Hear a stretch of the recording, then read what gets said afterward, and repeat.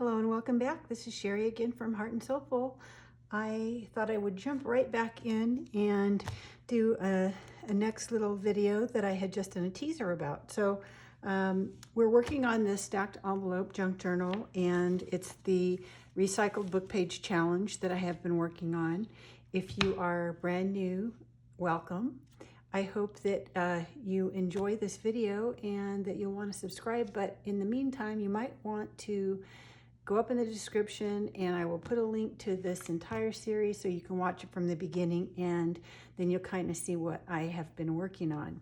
So we've been making everything in this journal out of recycled book page, and you can see an old video for how I came up with the idea, but I am just moving along with making some mixed media papers and all the little fun stuff that's going to go inside. So my last little tease was for this journaling fan, we'll call it. So I explained how I came up with the idea at the end of the last video, so I won't go into all that, but I've used my mixed media papers to create a fan with writing space on the back side, and it's actually functional. So I'm going to show you how I did that. It's really easy, and it can go into your journals, and you can even use it. So let's get started here. So to do this, I just want to make a pattern. I didn't do that in mine, but I'm going to show you how to do that. And I'm just going to take real quick here. And I didn't even worry about all of my little pieces being the same width. So roughly 2 inches. I am going through my pile of mixed media papers, and sometimes there's something in the way, so I can only make it 1.5 inches or 1.75 inches or whatever it is. So I roughly just kind of 2 inch, you can see this one's a little bit narrower. So I've just taken some different papers that I think I'm gonna like in some order, fashion here next to each other. And I wanna make a pattern first thing so that they're all at least the same length and the same curve. So take just a piece of book page or scrap paper, and I'm going to fold it in half lengthwise, and then take a scissors, and I want to cut that, just freehand cut the curve on the top, and it can be any shape. You can get fancy and do it decorative, but I've just done just kind of a rounded shape. And if you know where you're gonna put this, as far as in a book, you might have to care about the length of the fan, so you can check that. I didn't, and because it's a book page and all my things are made out of book page, it's gonna fit fine somewhere. So you start out with that kind of shape. Now the first time I did this, I used my my Small Recollections paper cutter, but my blade is dull, so I'm just gonna freehand this one. So you want to have it narrower at the bottom so that it's fan. So I'm just going to kind of eyeball, and I want to just start at the corner at the top of my pattern. At the outside corner, that's going to be the widest spot. And then I'm just going to pick a spot for the bottom and draw a line so that I can cut it at least straight. And that's going to be my pattern. And then just cut along that line.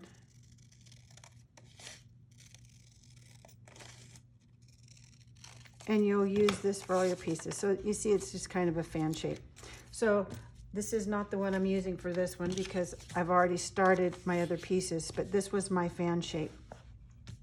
So then the next thing I did is I decided on 6. My other fan had 7. So it's just however you're gonna lay out your paper strips, and you can kind of make it as big as you want. So these are not in any particular order at this point, but this kind of just helped me decide if I have them just kind of touching, that's how big my fan is going to be. You could add a couple more if you want. So this is this one here. So I went ahead and got 4 pieces prepped already, so that just for sake of time. And what I want to do is these mixed media papers that I did are just 1 layer. And I found that 3 layers make them at least sturdy enough to use. So I'm gonna end up doing that 3 layers. The first thing I need to do though is finish getting my strips to their fan shape. And I've left 2 here just so you can kind of see how I did it with my pattern. So if I have my pattern folded in half, I'm going to take my strip and also fold it in half. And then I'm just going to plop my pattern, just wrap it around it.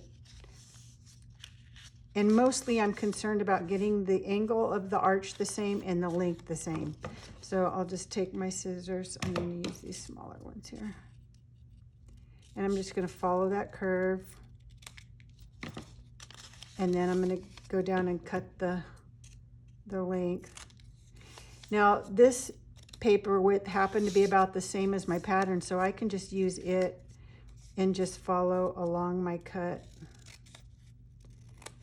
And you know, like I said, you don't have to be perfect. If you happen to cut your pattern a little bit, that's okay. It's just kind of a rough, try to be somewhat accurate, but not critical. Okay, so there's one of my strips, and I'm saving all these little scraps because I'm going to use them later. Not in this project, but I don't want to waste them. Now this one I left and I didn't cut the whole way because it's narrower, and I would just want to show you how I go about that. So you can see my pattern is a little wider than this. So I'm going to draw another line on this one, but I have it the length that I need it to be, and I have the curve that matches. So I'm just going to take this one now and use my ruler because I don't have a pattern exactly. And again, I'm going to go from that top outside edge, and I want to kind of look where my bottom width is. So they'll be similar.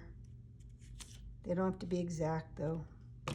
And again, I'll draw a line on this one, and then that's where I'll cut. So it'll be close enough.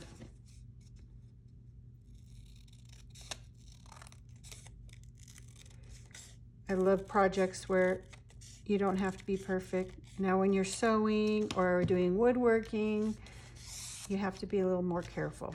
Okay, so now we have that. I can get rid of my pattern.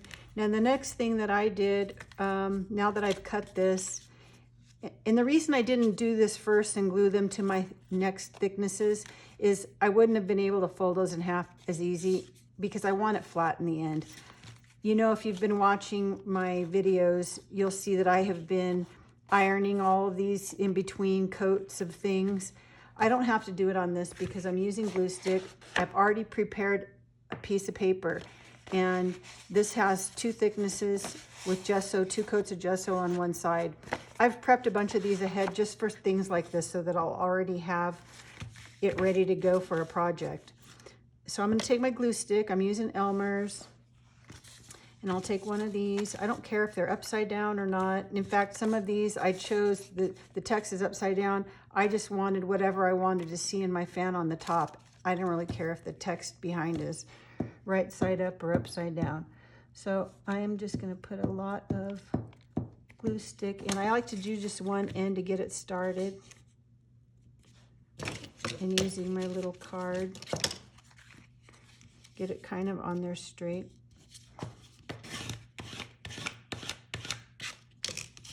Get all the bubbles out, and then I can go back and just messy on my paper, get a lot of glue stick so that I make sure this is really going to be stuck down good. If you don't get it stuck down good and you have little gaps, you can go back with your little fine line, this fine line applicator that I always use. You see me use that. Now you see it's curling up because it's wet. As it dries, it'll flatten back out. And I only know this because I've already done all those other pieces. So I'm going to get this one on there. And it worked out where about 2 of my fan pieces fit on a piece of paper. Get rid of the glue. I kind of like to pull up where it's already maybe drying, just to get more glue there.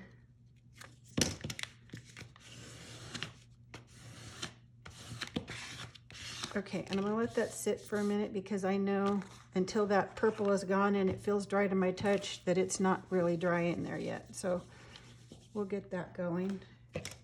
And then the next thing I need to do is I'm gonna have to cut these out, which will be pretty quick. Let me get that back on there. So this one's already, I can touch it, so I'm gonna go ahead and cut that. Because I didn't introduce very much liquid or anything, I don't have any bubbles to worry about. So I'm just gonna go ahead and go for it and cut these out. I try to get as close to the edge. Bigger scissors cut faster, but this little pair, I can kind of feel the edge of my colored piece of paper better. And of course, I'm going to ink the edges of these, so you're not going to see that white edge anywhere.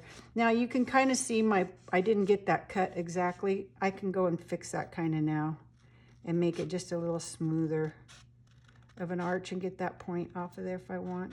You can even cut them where they intentionally have a cute little point, you know, any kind of little shape.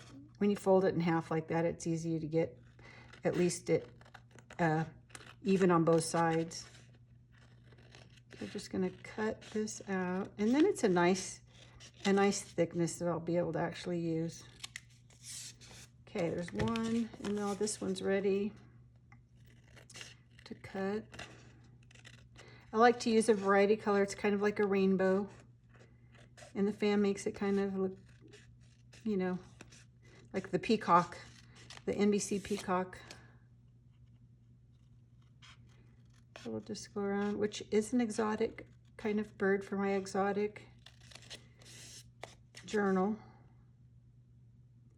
I'm really liking how colorful my papers are turning out, even though I'm kind of dulling them down with inking and sprays and that kind of stuff. It's not maybe as bright as the papers in that pack that I was inspired by, but they're more me, I think. I'm not really I like a lot of color, but I'm not really kind of a bright person. Okay, so I have these two, and now what I need to do is, I've done on these already, is gone around just with my Vintage Photo Distress Oxide that I use all the time, but I like it because it just gives it kind of that antique vintagey look and gets rid of the white edges, and it's not black. I used to be a huge black fan, and now I'm not so much anymore. It just seems like the browns and things I'm liking. So I'm just gonna get these kind of, give the edges some interest here. I never knew about this stuff before I started doing this mixed media, although I had bought some because I'm one of those people, I would see things in it and not even know what I might be using it for, but it looked neat. So I don't know why I had some. Maybe for card making or something like that I was going to do at one point. But it's nice to finally now get to learn all these mixed media techniques, things I've wanted to do for years. Like I said, with my jewelry, I used that paper pack, and I like the mixed media feel for my packaging and for my display pieces and things. So it's kind of fun to learn how to do these, because now I can just make my own. And it just makes them individual, you know. It's when you want to stand out, or not, but just you make unique things and you want them to be displayed in a unique way too. So I'm just about get all these done real quick here. I really like how this one turned out. I'm using up so many of my papers now that I'm gonna have to make more. So I'm gonna have to spend a fun day just making some more of my mixed media papers, because I have a feeling I'm gonna need a lot more for this book. Okay, so there's that. And then the next thing I do, and I think I'll just eyeball them on these, I went through and I kind of marked where the center was and then just punched my hole. So I'm going to just kind of eyeball these now, since I can use these guys as a pattern. So I'm gonna put it behind here. Mostly important to have the bottoms lined up. And then this is my 3mm punch that I'm using. It's the one that works for all these brad sizes that I have. And then I'll take this one and move that one. Okay, so now my holes punched, and now I am ready to assemble. So I just want to see what order that I'd like them to be in. I had one when I started, and now of course I've been messing them up, so I don't really know what I had. I kind of like this one a lot, maybe for the, I don't like the same patterns or same colors right next to each other. So I want to kind of alternate so that I don't have all the circles next to each other and all the arrow things next to each other, and the colors kind of alternate. I like this one on the end, but then I have two. This is where I get a little finicky.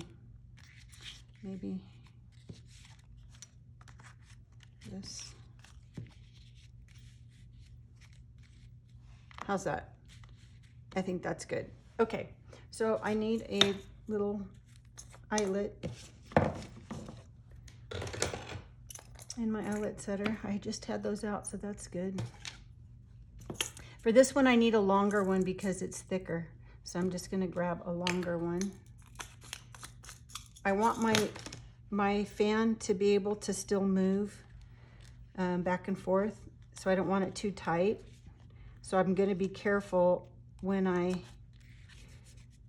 pound this down that I don't go all the way. Just load them all up there, and my eyelet is long enough. And my steel block upside down, my little flower setter, and a very heavy hammer. Okay, I don't want to go too far because I want to make sure it's not too tight. I want it to go back and forth, but this might be a little rough, so I just take my hammer and it makes those pokey parts lay down better.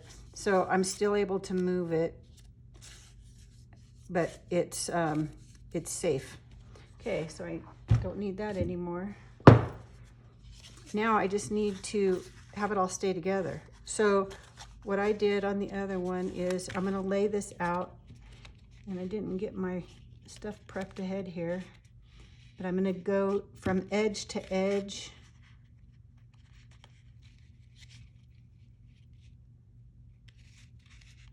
So that you just kind of cover that next one. And even though they're not all the same width, you can kind of get it to all lay out. So I didn't prep ahead on this one, so let's see what I have here. I have 6. I hate to ruin this pretty paper, but I'm going to.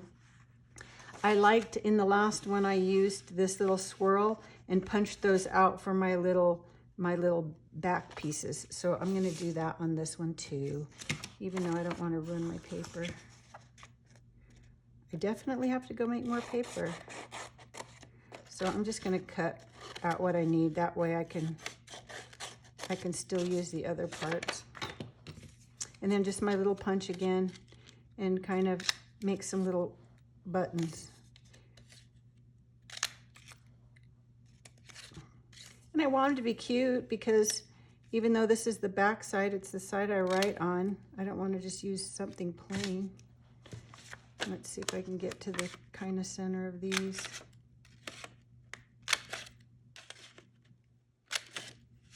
And then what I did on my other one, this is just you kind of showing you how, where my other hole punch go, how I don't like to waste anything. And I'm going to use this for something else. It might not work for this one, but let's see if I can get around some of them. Oh, I can. So I kind of make a donut. Ooh, if it's going to work, out of those parts. And then when I do some slow stitching, I can do it around those. So I'll kind of save those. I have some more that I saved for my other thing.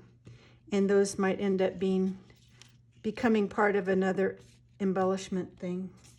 So I have 6 of those because I have 6 of these. And then I need some ribbon. And let's see.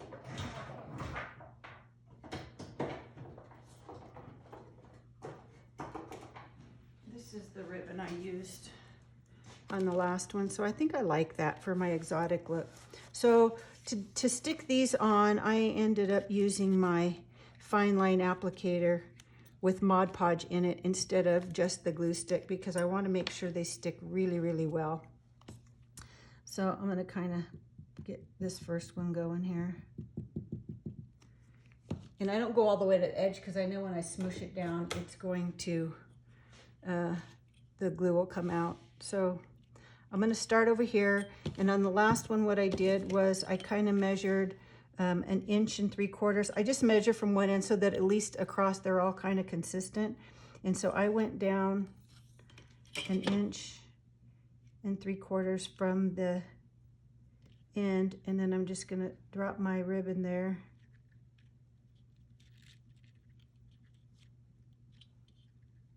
And then stick my glue dot over it. Now the first time I tried this, I tried it just through my sticker maker and it wasn't sticky enough. So the sticker that I have in there right now, you can buy it in repositionable or permanent, and I'm down to just my repositional ones. I need to order more. And so I didn't want to use that. So I'm going to just use glue. I ended up having to glue them down anyway. So now I'll just go to the next one. And again, I'm going to do it on this. I did this one on the outside because it's the last one. And all the other ones, I want it to end up on the outside. I don't know if I'm in the frame, but I want it to end up on the outside. So I'm going to kind of jump over there. So I'm going to do the same thing and go kind of 1 inch and 3/4, kind of there. And then you just want to make sure that you're in the right spot because you want it to be taut, you know, not any more looseness than you need, so it'll all fold up nice. And then I'm just going to stick that one down.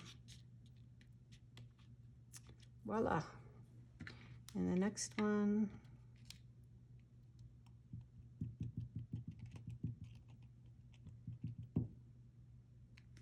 Oops. At first I thought, oh great, now I'm going to have 2 fans for my book. But I like to, I have a spot that I keep things that I've made, ideas, a sample of them. So I can just use this one as my sample. I'm going to kind of go over there to 1 3/4 again. I could just mark these and it would be easier, right? But no.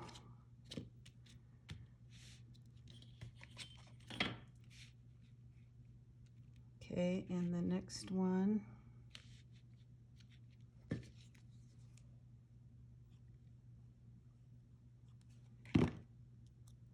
And I could be like me and just eyeball, but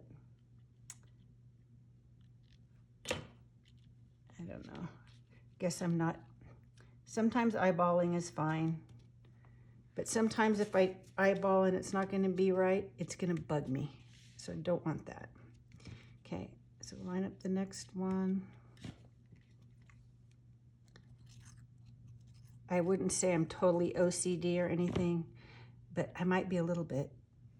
Things might kind of bug me.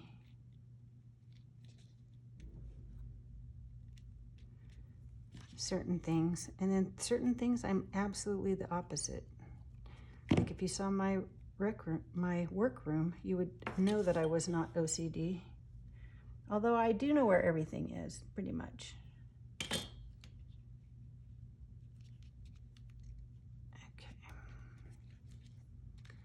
Okay, and those need to dry really well before I start playing around with it too much. So I will take the time then to put my lid back on my fine liner. I love these things, but I ruined one by not paying attention to that. You do want to, every once in a while, especially if you haven't been using it for a few days, soak it in warm water and make sure it's really cleaned out well, that pin, so that you don't blow out the insides of it, because then it won't work anymore. And I've done that to one already.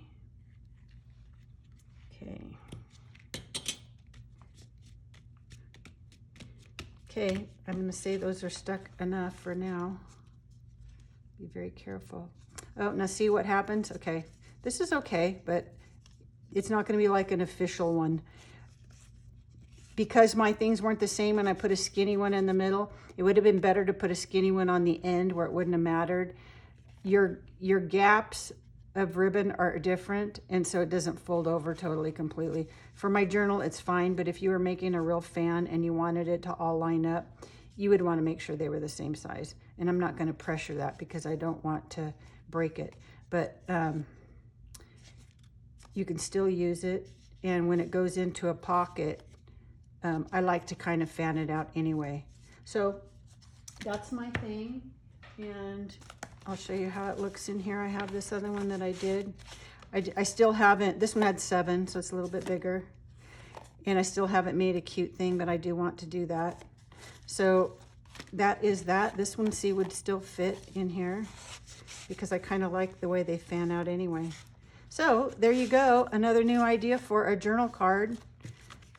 I hope you enjoyed that. If you did, give me a thumbs up. Hit subscribe if you haven't already. Follow me on Facebook on my page. I should mention, no one's probably watching this to the very end, but I do occasionally get a friend request on my personal page, and I don't accept those only because I don't really go to my personal page. I don't post much there. Every once in a while I'll share something, but it's mostly family, friend, childhood friends and things. So I don't really do anything there.